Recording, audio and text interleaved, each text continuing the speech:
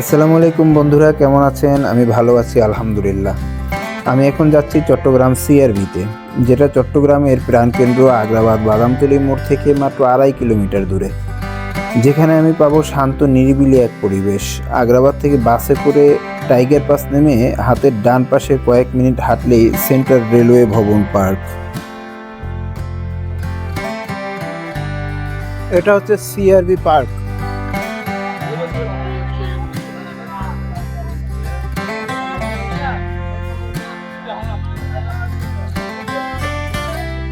চমৎকার এই পার্কটি সময় কাটানোর জন্য একটি উপযোগী স্থান।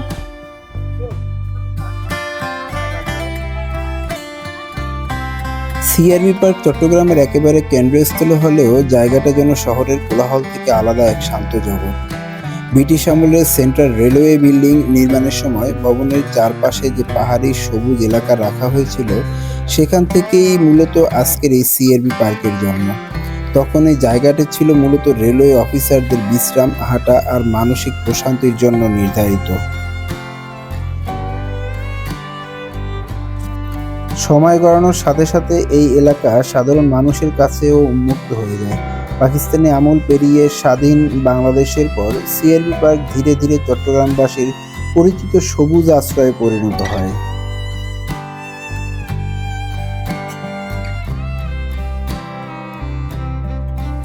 সিআরবি পার্কে বিকেলের সময়টা যেন আলাদা এক রঙে রাঙানো থাকে। সবুজ গাছপালা আর পাহাড়ি বাতাসের মাঝে সারি সারি চটপটি আর ফুচকার দোকান। সিআরবি পার্কের বিকেল মানে এক অন্যরকম আবেশ। সূর্য যখন ধীরে ধীরে পশ্চিমে হেলে পড়ে, তখন সবুজে ঘেরা এই পার্ক যেন প্রাণ ফিরে পায়। গাছের ফাঁক দিয়ে আসা সোনালি আলো, হালকা পাহাড়ি বাতাস আর চারদিকে ছড়িয়ে থাকা টক ঝাল মশলার গন্ধ, সব মিলিয়ে তৈরি হয় এক অপূর্ব পরিবেশ। দু একটা পিঠার দোকানও দেখা যাচ্ছে।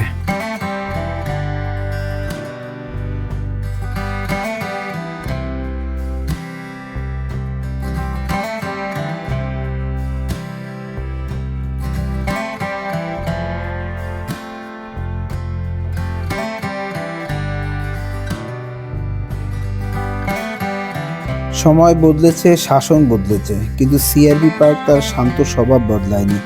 একসময় যেখানে রেলওয়ের অফিসাররা বিকেলে হাঁটায় মগ্ন থাকতেন, আজ সেখানে আসে সাধারণ মানুষ, একটু শান্তি খুঁজতে, নিঃশ্বাস নিতে, একটু থামতে। চারদিকে উঁচু নিচু পাহাড়, বড় বড় গাছ আর খোলা জায়গা। এই পরিবেশ মানুষকে কিছু সময়ের জন্য হলেও শহরের চাপ ভুলিয়ে দেয়।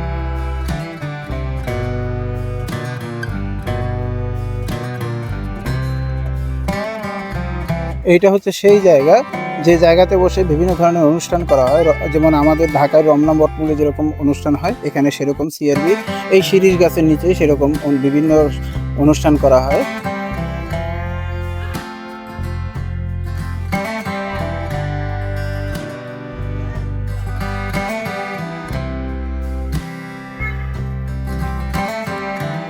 প্রতিদিন বিকেল থেকে রাত্র 9টা 10টা বা 11টা পর্যন্ত এই জায়গাটি লোকের লোকারণ্য থাকে। যারা ঘুরতে পছন্দ করে তারা এখানে আসে, এখানে এসে সময় কাটায়। ঘোরার জন্য খুব সুন্দর একটা জায়গা।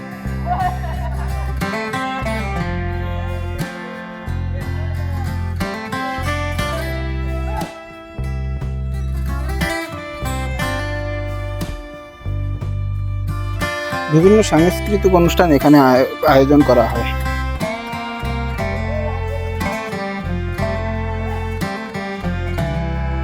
পয়লা বৈশাখ থেকে শুরু করে অন্যান্য যে অনুষ্ঠানগুলো সবই এখানে করা হয়।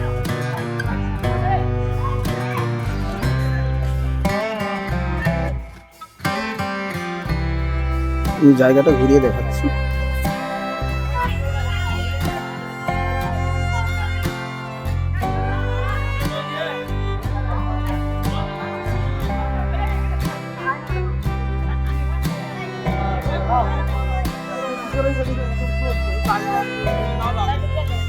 সিআরবি পার্ক মানুষের কাছে শুধু একটি পার্ক নয়, এটা স্মৃতি, শান্তি আর ইতিহাসের এক জায়গা, যেখানে মানুষ বারবার ফিরে আসে।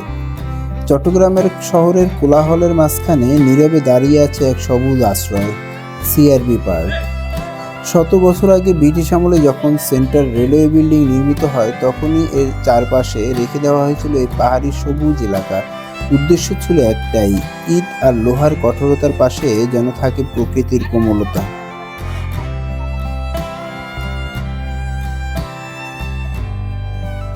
নববর্ষের অনুষ্ঠান সহ বিভিন্ন ধরনের অনুষ্ঠান এখানে করা হয়।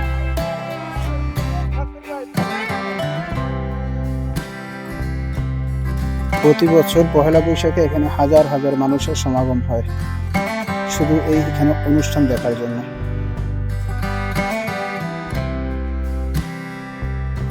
পার্কে হাঁটতে হাঁটতে চোখে পড়ে 150 বছরের পুরনো সিআরবি ভবন। সেন্ট্রাল রেলওয়ে বিল্ডিং ব্রিটিশ আমলের 1870 সালের দিকে প্রায় 75 একর এরিয়া জুড়ে তৈরি করা হয়। অনেকেই এখানে আসে শুধু ওই ইতিহাসটাকে অনুভব করতে। প্রতিদিন অসংখ্য মানুষ এখানে ঘুরতে আসেন দৃষ্টিনন্দন ব্রিটিশ স্থাপত্য এই ভবনটি দেখার জন্য। মানুষ কিছুটা আরাম আর প্রশান্তির জন্য চলে আসেন এই শান্ত নিরিবিলি পরিবেশে।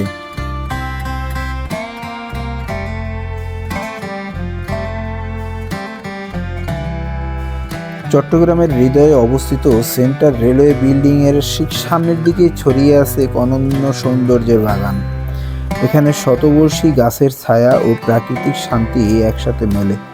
এই বাগান শুধু সবুজ নয়, ফুলের রঙে এবং সুরে ভরা এক প্রাকৃতিক রূপকথার মতো জায়গা।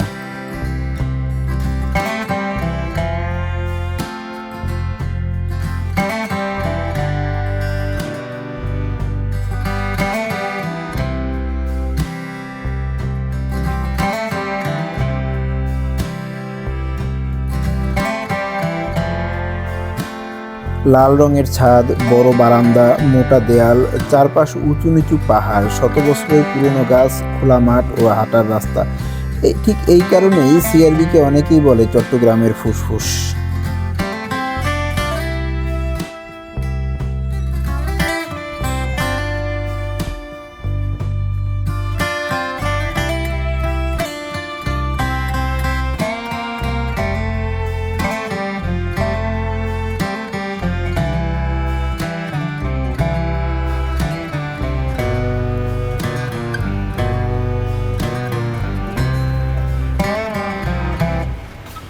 এই ভবনটির নির্মাণ কাজ শুরু হয় 1870-এর দশকে। প্রায় 8 থেকে 10 বছর পরে 1880-র দিকে নির্মাণ কাজ শেষ হয়। নির্মাণের সময় সাধারণত ধীরে ধীরে মান বজায় রেখে নির্মাণ কাজ করা হতো।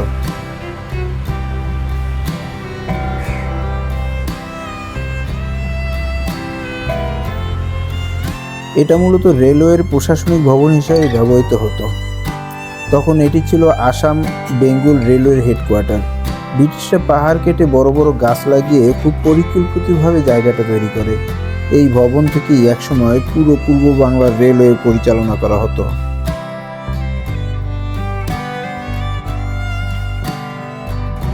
ব্রিটিশরা ইচ্ছা করেই পাহাড়ের উপরে ভবনটি বানিয়েছিল, কারণ প্রশাসনিক ভবনের জন্য মর্যাদাপূর্ণ অবস্থান, বাতাস চলাচল ভালো, নিচু এলাকায় বন্যা হতো, পাহাড় নিরাপদ, পুরো শহরের উপর নজর রাখা যেত।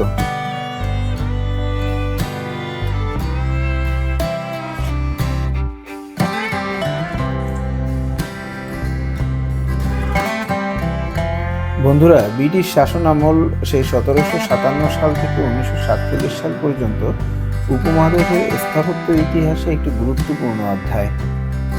এই সময় নির্মিত ভবনগুলো শুধু প্রশাসনিক বা আবাসিক প্রয়োজন মেটায়নি, বরং ইউরোপীয় নান্দনিকতা, প্রকৌশলী দক্ষতা এবং স্থানীয় উপকরণ ও জলবায়ুর সঙ্গে সামঞ্জস্য রেখে অনন্য স্থাপত্য শৈলীর জন্ম দিয়েছে। আজও এসব ভবন টিকে আছে তাদের শক্ত নির্মাণ, উন্নত নকশা এবং সূক্ষ্ম কারুকার্যের কারণে।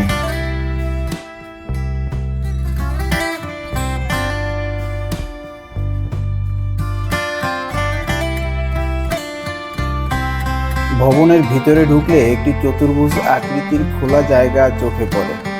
চারপাশের কক্ষগুলো ঘিরে আছে আর মাঝখানটা খালি রাখা হয়েছে।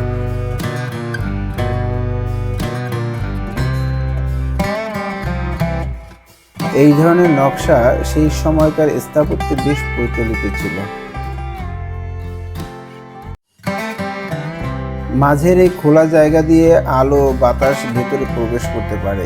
এতে করে কক্ষগুলো তুলনামূলক ঠান্ডা থাকে এবং প্রাকৃতিক আলো পাওয়া যায়। বিদ্যুৎ সুবিধার সীমিত থাকার সময় এ ধরনের নকশা খুব কার্যকর ছিল।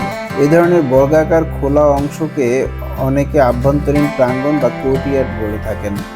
এটি শুধু আলো বাতাসের জন্য নয়, অনেক সময় ভিতরের কাজকর্ম বা ছোটখাটো সমাবেশের স্থান হিসেবে ব্যবহার করা হতো।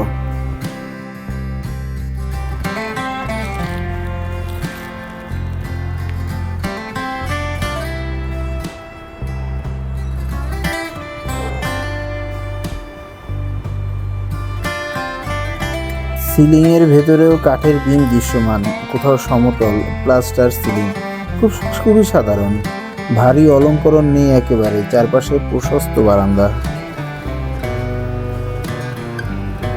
এখানে লম্বা ও প্রশস্ত বারান্দা, উঁচু ছাদ, মোটা দেয়াল করা হয়েছিল গরমটা কম ঢোকার জন্য, যাতে গরমটা কম ঢোকে। প্রতিটা দেয়াল খুব মোটা, প্রায় 18 থেকে 24 ইঞ্চি। বড় বড় কাঠের দরজা ও জানালা, লাল রঙের ঢালু ছাদ এই ভবনের বৈশিষ্ট্য। তখনকার দিনে সিমেন্ট প্রচলিত না থাকায় শুধু ইট চুনসুরকি দিয়ে পুরো দালানটি নির্মাণ।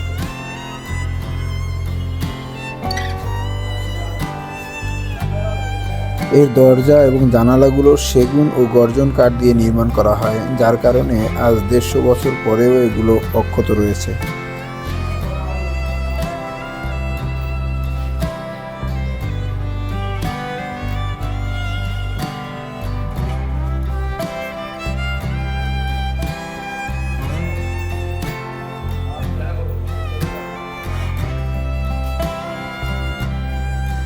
এই সেন্ট্রাল রেলওয়ে বিল্ডিংয়ের সিঁড়ির রেলিংয়ে চোখ রাখলে ধরা পড়ে ব্রিটিশ আমলের সূক্ষ্ম স্থাপত্যবোধ।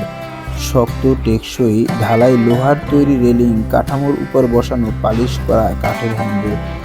এই রেলিং শুধু ওঠানামার সহায়ক নয়, বরং ভবনের ইতিহাসকে হাতের ছোঁয়ায় অনুভব করার এক নীরব মাধ্যম। শতবর্ষ ধরে অসংখ্য হাত এই রেলিংসের উপরে উঠেছে, নিচে নেমে এসেছে। সময়ের সাথে ভবনের কিছু অংশ ক্ষতিগ্রস্ত হচ্ছে। আশেপাশে আধুনিক স্থাপনা হলে এর ঐতিহ্য নষ্ট হওয়ার ঝুঁকি রয়েছে, পরিবেশ ক্ষতি হওয়ার সম্ভাবনা রয়েছে।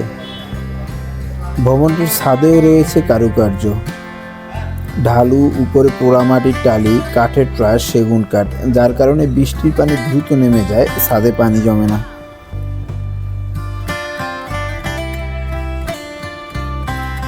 এসব ডিজাইন 150 বছর পরেও ভবনটাকে টেকসই করে রেখেছে।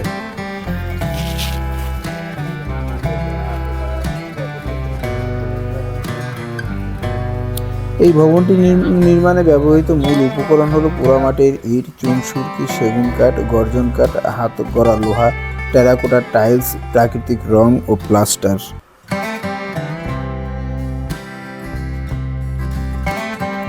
বন্ধুরা, সিআরবি বিল্ডিং থেকে বের হলেই সামনে পড়বে সিআরবি জামে মসজিদ, আর ঠিক তার ডান পাশে রয়েছে তৎকালীন সময়ে রেলওয়ের সিলমোহর বানানোর পরিত্যক্ত কারখানাটি। বন্ধুরা, এই বড় বড় যে গাছগুলো দেখা যাচ্ছে, এই গাছগুলো ঠিক সেই সময়ের লাগানো, বয়সের ছাপ স্পষ্ট। বহু বছর ধরে এটি এই স্থানের পরিবেশের অংশ হয়ে আছে। গ্রীষ্মকালে এর ছায়া পুরো প্রাঙ্গণকে শীতল রাখে।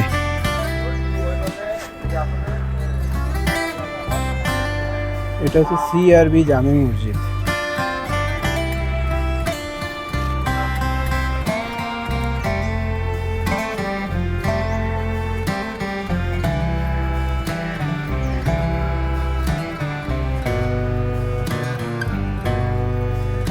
আসলে এরকম শতবর্ষী গাছপালা এগুলো দেখলে নিজের মনটা অত্যন্ত আনন্দে ভরে যায়। কি যে ভালো লাগছে এখানে এসে আবার নতুন করে অনেক দিন পরে, ভাষায় প্রকাশ করা যাচ্ছে না।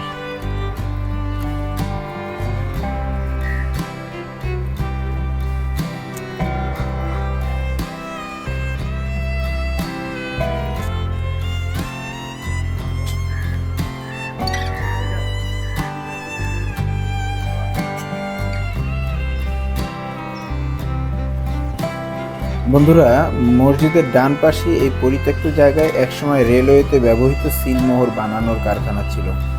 এখানে গড়া হতো রেলওয়ের প্রশাসনের সরকারি সিলমোহর ও পরিচয় চিহ্ন। প্রতিটি সিল ছিল ক্ষমতা, শৃঙ্খলা আর প্রশাসনিক ব্যবস্থার প্রতীক।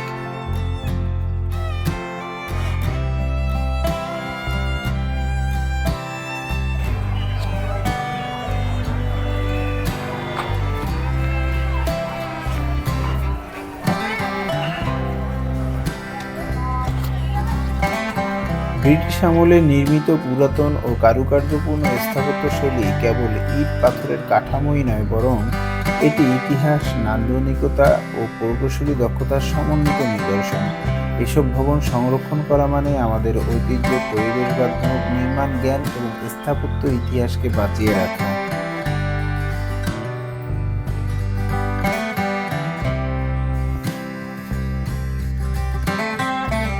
ভাঙা দেয়াল, খসে পড়া ছাদ, জং ধরা লোহার অংশ, সব মিলিয়ে জায়গাটি এখন জরাজীর্ণ ও ধ্বংসপ্রায়। আমি এখন চট্টগ্রাম সিআরবির এই পুরনো সিল কারখানার চারপাশ ঘুরে দেখছি। এখানে চোখে পড়ছে দেয়ালের লাল ইটের মোটা গাঁথনি। প্রতিটি গাঁথনি 18 থেকে 24 ইঞ্চি করে চওড়া, কোথাও কোথাও বা তার চেয়েও বেশি। বহু বছর ধরে দাঁড়িয়ে থাকার জন্য এটা খুবই শক্ত।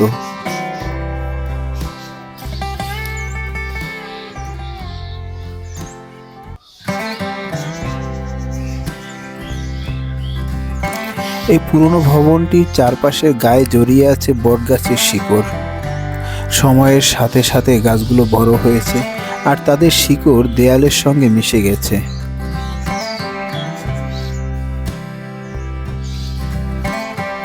চারপাশে রয়েছে খোলা জায়গা এবং পুরনো গাছপালা।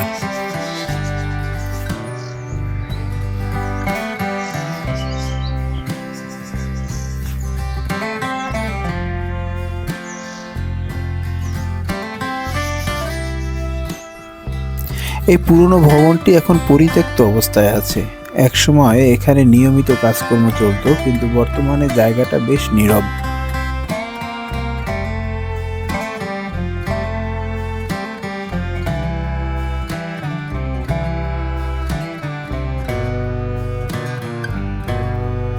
দেয়ালগুলি অনেক মোটা এবং শক্তভাবে নির্মিত।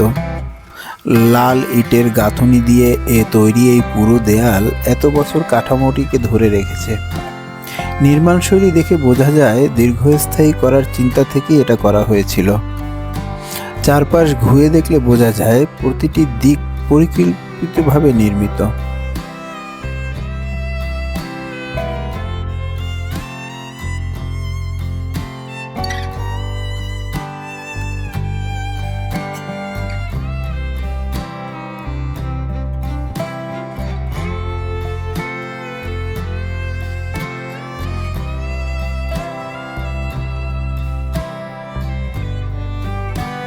দুই থেকে 2006 সাল পর্যন্ত র্যাবের কার্যালয় হিসাবে এই ভবনটি ব্যবহার করা হয়। পরবর্তীতে ভবনটি ঝুঁকিপূর্ণ হয় র্যাবের কার্যালয়টি স্থানান্তর করা হয়।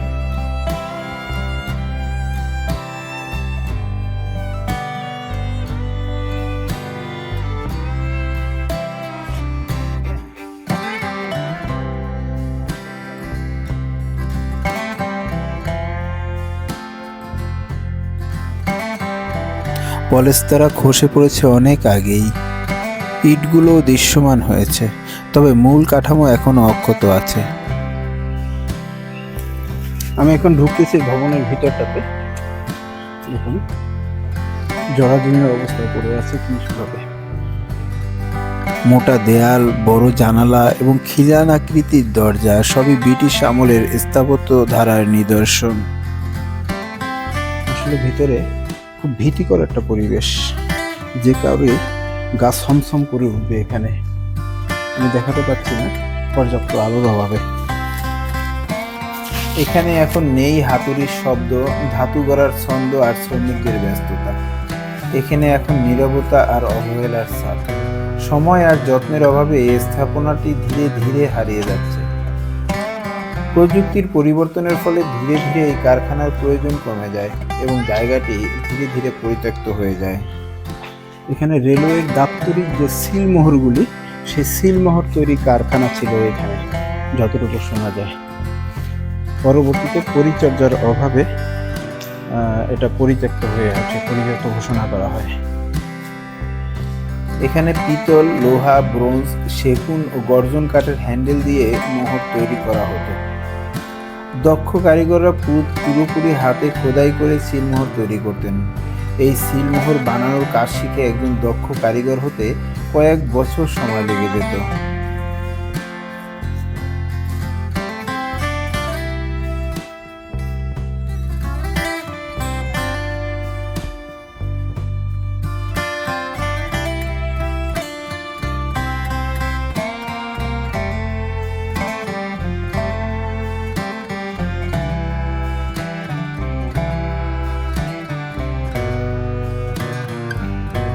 এই সিলমোহর কারখানাটি এখন আর কাজে নেই, কিন্তু ইতিহাসে এর গুরুত্ব অস্বীকার করার কোনো উপায় নেই।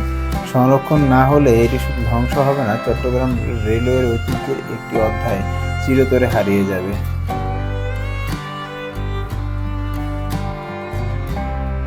এখানে সম্ভবত দোতলায় ওঠার সিঁড়ি ছিল, এটা ভেঙে দেওয়া হয়েছে।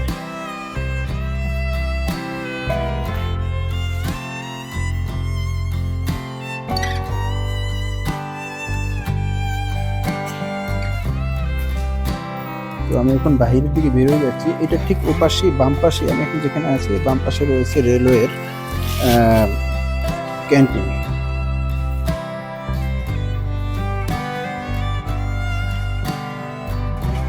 এখানে ছিল সম্ভবত সিঁড়িটা পরবর্তীতে ভেঙে ফেলা হয়।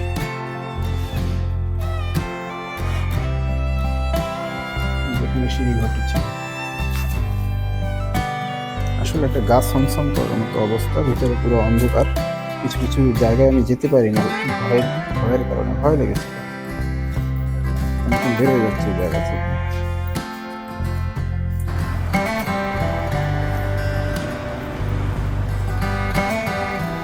আমি এখন যাচ্ছি রেলওয়ে হসপিটালের দিকে।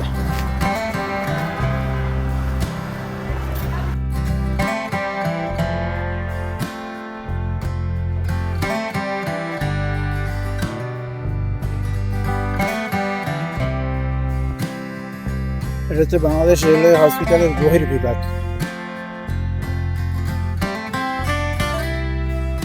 এই হসপিটালটি সেন্ট্রাল রেলওয়ে বিল্ডিং এর ঠিক পিছনে অবস্থিত।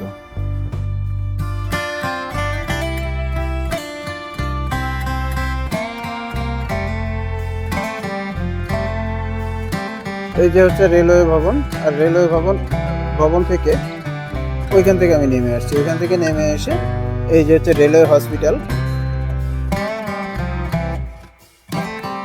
ছোট এই হসপিটালটি ছিল শুধুমাত্র রেলওয়ের কর্মকর্তা ও কর্মচারীদের জন্য। উদ্দেশ্য অফিসারদের দ্রুত প্রাথমিক চিকিৎসা সেবা দেওয়া। এখন ভিতরে যাব, একটু ভিতরে গিয়ে দেখি কতটুকু কি দেখা যায়।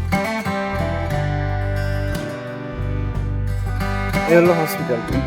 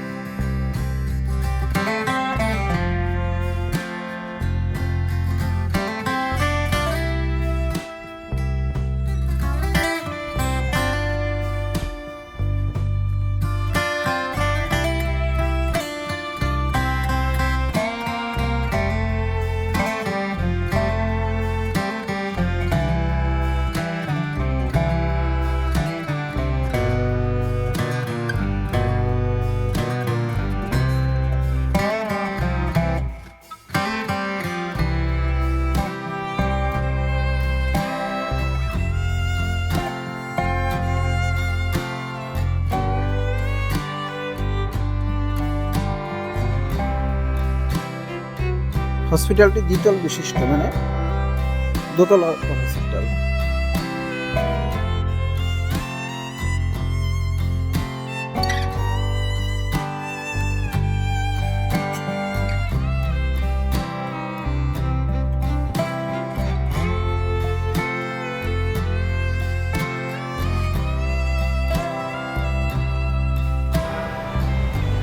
হসপিটালটি আসলে দোতলার মতো মনে হলেও এটা দোতলার হসপিটাল নয়, এটা তিনতলা একটা হসপিটাল, হচ্ছে নিচতলা, দোতলা, আর উপরে ওখানে আর একটা ফ্লোর দেখা যাচ্ছে যেটা আসলে ভালোভাবে বোঝা যায় না।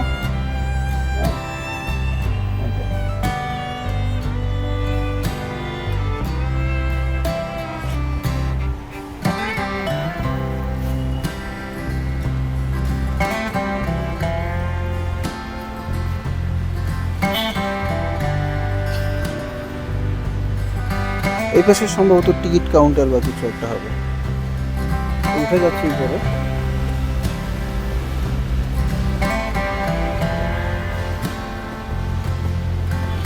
এখানেও কিন্তু সিবিএর দৌরাত্ম্য অত্যন্ত প্রখর।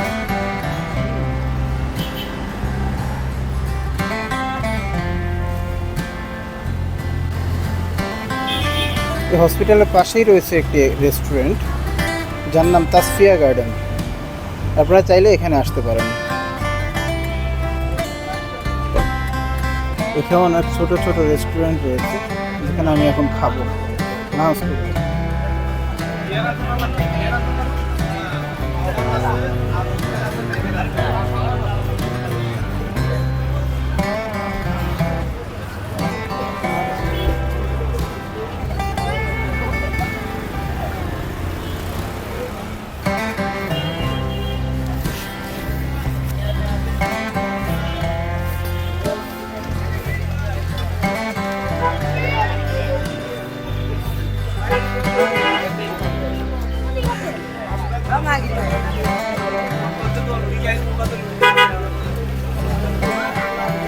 এই খাবার কি হবে? ভাত হবে ভাইয়া? ভাত।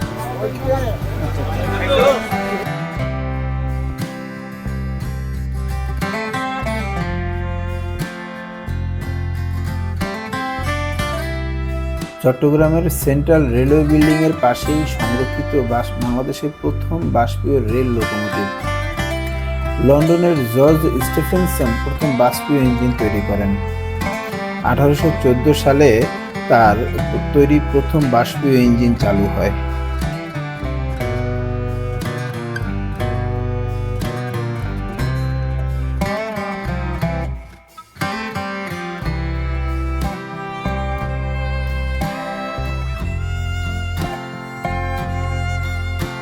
বাংলাদেশের স্বাধীনতা যুদ্ধের বীর শহীদদের প্রতি জানাই গভীরতম শ্রদ্ধা। বাংলাদেশের মুক্তিযুদ্ধে বাংলাদেশের রেলওয়ের যারা প্রাণ দিয়েছেন তাদের অবতীর্ণ করে রাখতে তাদের নাম খচিত হয়েছে এখানে। এই নাম ফলকে খোদাই করা প্রতিটি নাম কেবল একটি পরিচয় নয়, এটি ত্যাগ, সাহস ও আত্মবিসর্জনের এক অমর ইতিহাস। তাদের রক্তের বিনিময়েই আমরা পেয়েছি একটি স্বাধীন দেশ, একটি লাল সবুজের পতাকা। বীর শহীদদের এই ঋণ কোনোদিন শোধ হবার নয়। শ্রদ্ধার সাথে তাদেরকে স্মরণ করেছি যারা মুক্তিযুদ্ধে অংশগ্রহণ করে দেশের জন্য তাদের জীবন বিলিয়ে দিয়েছে।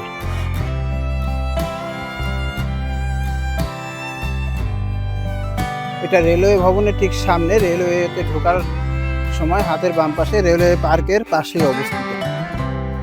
যদি আপনি ইতিহাস, পুরাতন স্থাপত্য, হেরিটেজ কনভারসেশন ভালোবাসেন তাহলে এই ভিডিওটি আপনার জন্য। ভিডিওটি ভালো লাগলে লাইক, কমেন্ট, শেয়ার ও সাবস্ক্রাইব করতে ভুলবেন না প্লিজ।